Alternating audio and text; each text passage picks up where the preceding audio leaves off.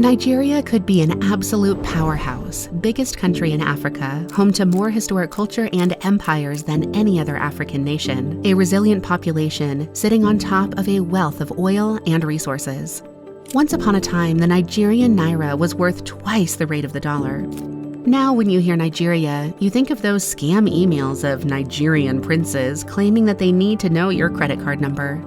Now, after many a military coup, still recovering from colonization, division, and economic ruin, Nigeria is still struggling. So let's talk about Nigeria, starting with her history. This nation dates back to the 5th century BC. The iconic terracotta figures you know, they were made by the Nok people who inhabited the southern slopes of the Jos Plateau in the center of Nigeria. Skip forward a millennium, and Nigeria has dramatically grown, its pockets heavy with money from trading north through the Sahara and east into Sudan. It wasn't until the 9th century that the trade grew to wrap around Lake Chad. The Hausa people claimed west of Bornu in the north. Along the coast, the Yoruba people dominated the hierarchy. Deep into the forest, the Benin Kingdom held dominion. In the 5th century, they became known for their cast metal sculpture and, human sacrifice. Inner fighting is embedded in Nigeria's history, but that could count as small beef in comparison to what was coming when the British took over, who fed into the fighting. By the 18th century, the British had taken over the mantle of the slave trade leaders from the Portuguese, and they settled into Nigeria, in Lagos, which is surrounded by the Niger River. When the slave trade was abolished, the British cemented their hold in Nigeria, Euro signs flashing in their eyes at the sheer amount of untapped potential in the land. Nigeria was brimming with people who were previously Muslims. They could convert to Christianity. Divide and conquer. The divide started with the British intending to keep different Nigerian groups separate and thus easy to spur into battle. The British hold on Nigeria slipped in the aftermath of World War II. The division had reached a peak and a new power was rearing its head. The first political party of Nigeria recruited the youth and educated the media to call for liberation. In 1960, Nigeria achieved its hard-earned independence, which they got to enjoy for 0.2 seconds before the proverbial boiling pot spilled over. What comes to mind when thinking of what the economy might look like post-colonization? Chances are that you'll be surprised by what came next. For present matters, there's this quote that says, "The Nigerian economy, whether advancing or otherwise, is the weight that we must bear in our growth towards maturity, and in coming into full being as adults and as a nation." A mother does not complain of the weight of the child she carries on her back. The child is part of the process, the route towards her self-fulfillment.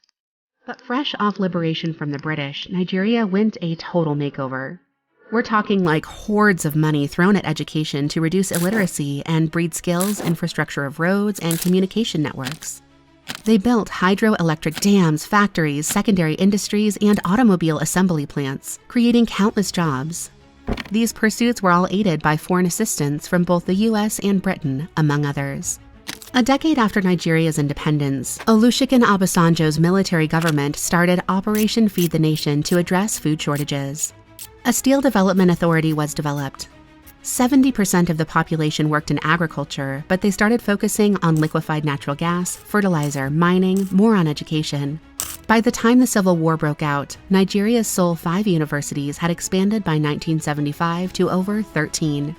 Following all this incredible progress, the deterioration era of Nigeria's history starts. In the late 70s and 80s, inner conflicts and the division between ethnic communities and nationalities reached a historic boiling point, which brings us to the coups. Nigeria's never had a shortage of coups. An unreasonable number of them occurred over history, both successful and calamitous ones. Let's backtrack a little. Between 1966 and 1999, the army held dominion over Nigeria. January 1966 marks the first coup planned by Igbo army officers by Major Kaduna Nigzuwu and Major Emmanuel Ifejuna. Casualties included the Prime Minister, the Premier of the Western region, and the Finance Minister. Power shifted hands. On July 30th, 1975, Major General Gowon was ousted in a palace coup. Murtala Muhammad was declared the head of state. What came next was the Dimka coup, in which General Muhammad was ultimately assassinated. Lieutenant General Olusegun Obasanjo then rose to power as head of state. Another coup took place on exactly December 31st, 1983. The Nigerian military coup opened the new year, led by senior army officers whose goal was to overthrow the current government, which was democratically elected. But wait, the August 1985 coup was in the works. Once again, therefore, that this administration attaches the greatest importance to constructive and helpful criticisms as well as the freedom of the press. This palace coup was led by the military yet again, by then Chief of Army Staff Major Ibrahim Babangida. 1990 is the date of a failed coup by Major Gideon Orkar. 1993 is the date of a more successful one, which ended in the appointment of Chief Ernest Shonkan as interim president. A palace coup later led to him being overthrown by General Sani Abacha. This confusing number of coups isn't the norm in most countries in the world, but Nigeria is particularly coup-prone due to inner politics. The 160 million or so population straddles multi-ethno-linguistic groups and religious groups. In the north, the Hausa Fulani people are mainly Muslims. In the southwest, the Yorubas are both Muslims and Christians. In the southeast, the Igbos are either Christian or animist. Between them, there are literally hundreds of groups, all following different beliefs, most clashing. Around Jos, the fighting mostly stems from Hausa-speaking Muslims and Burman Christians. What does it all amount to? Is the deterioration of the government and rampant corruption still happening? Out of the 18 candidates running for the 2023 elections, only 3 had Nigeria's attention. There was Peter Obi of the smaller Labour Party, who was up against former Vice President Atiku Abubakar and Bola Tinubu from President Muhammadu Buhari's ruling party. 70-year-old Tinubu was a Lagos governor from 1999 to 2007. He's known as the godfather of Lagos and haunted by allegations of corruption. He promised to build public infrastructure and central bank intervention in the economy. This was a 76-year-old former Vice President Atiku Abubakar's 3rd time running, having lost to Buhari in 2019. He is also followed by corruption allegations. His plan was the privatization of the state oil company. The third contender, 61-year-old Obi, tried to rally Nigerians' rage against the corruption and the status quo.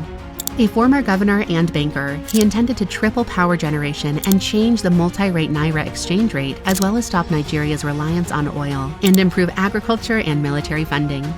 With 8,794,726 votes in his favor, on March 1st, Tinubu was announced by the Independent National Electoral Commission.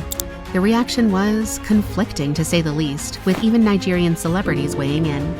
Music director T.G. Amori said the chains were taken off your hands and feet by placing on your head, and that whoever voted for Tinubu resembled the slaves who refused to be freed. Yoruba actress Zainab Balogun called the election stolen and that there's nothing democratic about this whole thing. Yoruba actress Faitha Williams was supportive of Tinubu's win. Also in favor of the new president are comedian Sia Law and Nollywood actress Joke Silva, among others.